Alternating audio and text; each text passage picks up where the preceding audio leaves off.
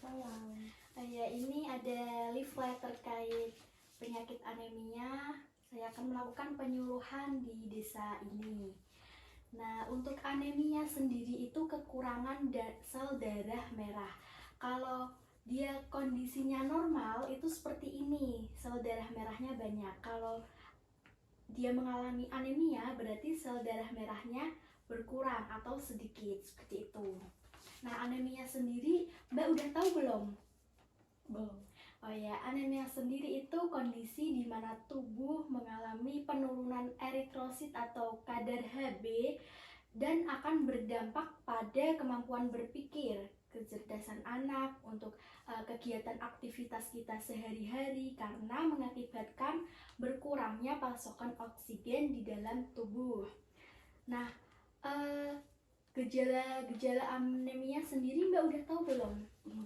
Nah, untuk gejala anemia seperti cepat lelah, wajah pucat, kurang bergairah, tidak mampu berkonsentrasi, mengantuk, terus sesak nafas. Kira-kira Mbak ada gejala itu? Ada. Oh, ada. Oh, kira-kira tahu penyebabnya apa enggak? Kurang tahu. Oh, kurang tahu. Mungkin dari Mbak kurang mengonsumsi makanan yang mengandung zat besi, ya. Terus vitamin B, asam folat, padahal itu penting untuk pembentukan sel darah merah biar nanti kegiatan sehari-hari bisa berjalan dengan lancar dan tidak pucat, atau kita bisa untuk tumbuh kita, kemampuan berpikir kita, tumbuh kita. Nah, selain itu, dari itu menstruasi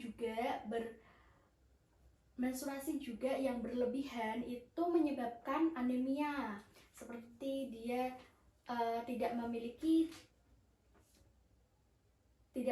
cukup persediaan zat besi, seperti itu. Selain itu, penyebab anemia juga ada kehamilan.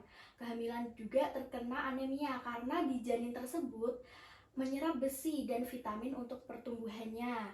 Obat-obatan, operasi seperti operasi lambung atau gastrectomy karena ini dapat menyebabkan tubuh kurang menyerap zat besi atau vitamin B. Selain itu, anemia juga ada penyebabnya seperti penyakit pada radang kronis, orang yang ada masalah ginjal, terus ada jenis kanker itu juga rawan terkena anemia. Nah, gejala untuk anemia kira-kira Mbak yang sering apa gejalanya? Cepat lelah, kemudian susah tidur. Oh, nah, dari anemia sendiri berdasarkan pemeriksaan itu dikelompokkan menjadi 3. Kalau untuk kadar hemoglobin yang normal pada wanita itu sekitar 12-16 gram. Nah, kalau kadar Hb-nya 8-10 gram itu anemia ringan. Kalau kadar Hb-nya 5-8 gram itu anemia sedang. Nah, sedangkan kalau kadar Hb-nya kurang dari 5 itu dia mengalami anemia yang berat. Kira-kira Mbak ada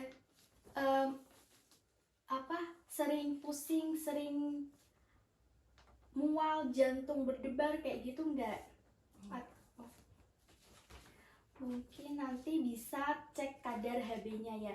Nah, setelah kita mengetahui, kita melakukan pengobatan dengan cara transfusi darah, terus mengonsumsi suplemen vitamin A, asam folat atau vitamin yang lainnya, terus olahraga yang teratur, makan makanan yang bergizi gitu. Nah, kalau dari itu efek samping dari obat yang dikonsumsi seperti kita sering mengonsumsi suplemen zat besi itu bisa, kalau sering mengonsumsi itu bisa berefek pada gastrointestinalnya seperti kita mual, muntah, kembung atau diare begitu. Jadi obat anti anemia sendiri memiliki kontra terhadap indikasi dan tidak cocok untuk kita yang mengonsumsi obat secara berulang seperti itu. Nah, Untuk pencegahan anemia sendiri, yang pertama kita makan makanan yang mengandung buah seperti buah pisang, apel, ataupun sayuran seperti labu, brokoli, terus sayuran kangkung, bayam itu mengandung zat besi yang dibutuhkan oleh tubuh kita kan untuk menghindari anemia. Nah, makanan-makanan selain itu ada buah-buahan yang mengandung vitamin C seperti jeruk, itu meningkatkan penyerapan zat besi. Nah, selain itu kita juga sering mengonsumsi vegetarian. Sebaiknya didiskusikan terkait makanan yang dihindari atau disarankan untuk anemia, seperti kita makan makanan dari B12 maupun dari daging.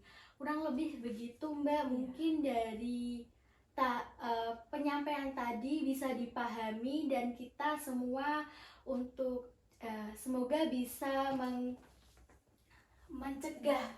mencegah anemia yang terjadi pada remaja wanita, agar kita bisa melakukan aktivitas secara baik. Kurang lebih begitu.